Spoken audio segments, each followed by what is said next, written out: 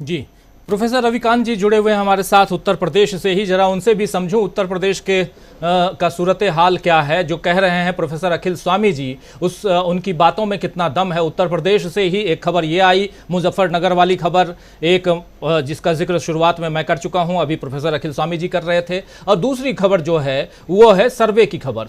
सर्वे आ रही हैं अलग अलग एजेंसीज के मार्फत से, और हम देख रहे हैं कि उसमें कई राज्यों में इंडिया गठबंधन जो है वो काफ़ी आगे बढ़ता हुआ दिखाई दे रहा है। लेकिन कुछ कुछ एरिया ऐसा हैं जहां पिछली दफ़ा जो उनका रिकॉर्ड था उसको वो रिपीट करते हुए दिखाई दे रहे हैं, जिसमें उत्तर प्रदेश भी है, जिसमें राजस्थान भी है, जिसमें मध्य प्रदेश भी है, जिसमें गुजरात भी है। लेकिन उत्तर प्रदेश अगर स्पेशली आपसे चर्चा करूं तो कैसे देखते हैं आप? क्या जो सर्वेज कह रहे हैं कि 80 में से लगभग 70, 72, 73 सीटें आ जाएंगी, कितना दम है इसमें?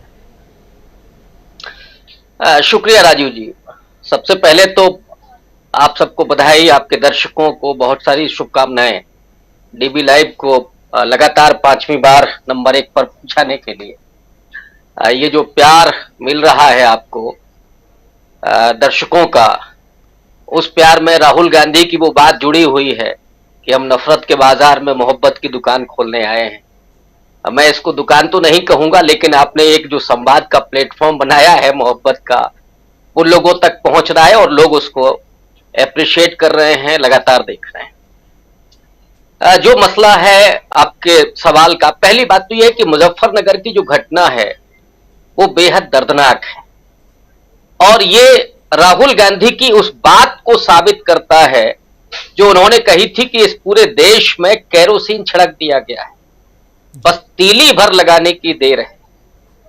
अगर एक स्कूल में वो भी एक अध्यापिका एक बच्चे को इसलिए पिटवा रही है, ये कहकर के पिटवा रही है, वजह कोई भी हो सकती है कि ये मोहम्मडन है और इसको पीटिए, तो इससे ज्यादा राहुल गांधी का वो सच और ज्यादा साफ नहीं दिखाई पड़ेगा आपको। माने इस देश को, देश के बच्चों को भी जब सांप्रदायिक आधार पर बांटने की साजिश चल रही और उसमें आरएसएस भी इतना कामयाब हुआ, वो हिंदुओं को एक करने में तो नाकामयाब हुए, असफल हुए। ये आरएसएस की अपनी विडंबना है कि उन्होंने इस देश को, हिंदुओं को तो एक नहीं किया जैसा वो चाहते थे, लेकिन नफरत उन्होंने भरने में कामयाबी हासिल की है बहुत हद तक, और जो इस देश को तोड़ने में बड़ी भूमिका अदा करेगी। इसलिए आरएसएस का जब इतिहास भी लिखा जाएगा तो उन्हें इस देश के लोगों को जोड़ने वाला तो कतई नहीं, तोड़ने में उनकी क्या भूमिका है, तो एक नकारात्मक उनका इतिहास दर्ज होगा आने वाले वक्त। मुझे एक दूसरा एंगल इस पूरे घटना में दिखाई पड़ता है कि उस बच्चे जो विक्टिम है, उसके परिवार के लोगों ने तो शिकायत की है, हालांकि वो एफआईआर वगैरह नहीं की गई है जो मेरी जानकारी। उन बच्चों के मां बाप को आना चाहिए जिनके हाथ से थप्पड़ लगवाए गए। क्यों उन बच्चों को आप सांप्रदायिक बना रहे? ये किसने अधिकार दिया है? वो चाहे अध्यापिका हो या कोई प्रबंधक हो। आप किसी बच्चे को यह कहते कर गए कि ये मोहम्मदन है इसलिए आप पीटिए। हम लोग भी प्राइमरी स्कूल में पढ़े, हम लोगों ने भी एक दूसरे को पीटा है, कभी किसी बात पर, कभी किसी बात पर, लेकिन कभी यह नहीं होता था कि किसी के जाति और किसी के धर्म के कारण ये सब चीजें हो रही। तो ये जो माहौल बनाया जा रहा है, ये वही है, ये उसी का एक हिस्सा है, एक अंश है, जो राहुल गांधी कह रहे थे कि एक तीली भर लगाने की देरी है, और वो मुजफ्फरनगर है जो एक बार जल चुका है। दूसरा, उत्तर प्रदेश की अगर हम बात करें, जो सर्वे कह रहे हैं, तो उस सर्वे में ऐसी घटनाएं भी जुड़ी हुई हैं। लगातार वो आग लगाने की कोशिश भी हो रही है, किसी तरीके से देश जले, उत्तर प्रदेश में ध्रुवीकरण हो, लेकिन शायद अब समाज ये इनकार कर रहा है। जिस तरफ इशारा किया प्रोफेसर साहब ने कि उनमें से एक बच्चा धीरे से लगाता है, वो उसका दोस्त है, और ये जो भारत की संस्कृति है, मैं इसे गंगा जमनी तहजीब नहीं कहना चाहता, ये संगम संस्कृति है जो दक्षिण से लेकर के और उत्तर भारत तक अपने आप को जोड़ती है तमाम समुदायों को, तमाम और लोगों को, भाषिक संस्कृतियों को। तो ये जो इस देश की संगम संस्कृति है, उसको जो तोड़ने की साजिश हो रही है, लोग इन 9 सालों में, 10 सालों में इस बात को समझ गए हैं और इसीलिए अब वो इनकार कर रहे हैं। उत्तर प्रदेश का जो सर्वे है, अभी जो दिख रहा है, लोगों जिन्होंने सर्वे किया होगा, लेकिन आने वाले वक्त में जब ये गठबंधन आपको दिखाई पड़ेगा, मायावती जब दिसंबर तक इसमें शामिल होंगी, राहुल गांधी भारत जोड़ो यात्रा पार्ट 2 करेंगे, अखिलेश यादव की अपनी गोलबंदी होगी, उसके बाद नतीजे क्या होंगे। मैं बहुत मुतमईन हूं कि अगर गठबंधन मजबूत होता है और जमीन पर जो केमिस्ट्री है उस पर काम अगर ठीक ढंग से होता है, तमाम पार्टियों के अपने संगठन के जरिए, कार्यकर्ताओं के जरिए आपस में कोई टूट फूट नहीं होती है, तो बीजेपी का जो पुराना आंकड़ा था 62 का, ये उलट करके 26 पर आ जाएगा।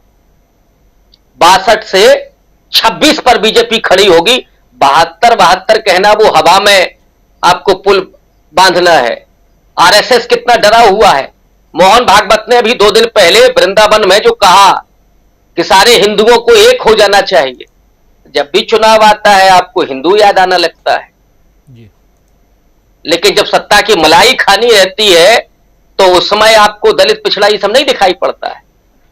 तब तो आपका समर्थन चल रहा होता है कि संविधान की समीक्षा से लेकर के संविधान को बदलने तक। आरक्षण पर भी मोहन भागवत बोल चुके हैं और वो झेल भी चुके हैं कि नतीजा क्या हुआ था।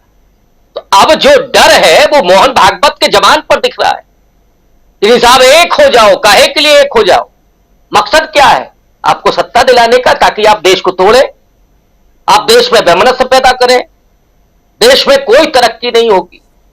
और जिसकी आप वाहवाही लूट रहे हैं, मोदी जी का कौन सा योगदान है उसमें, कौन सा साइंटिफिक टेम्परामेंट है मोदी जी में।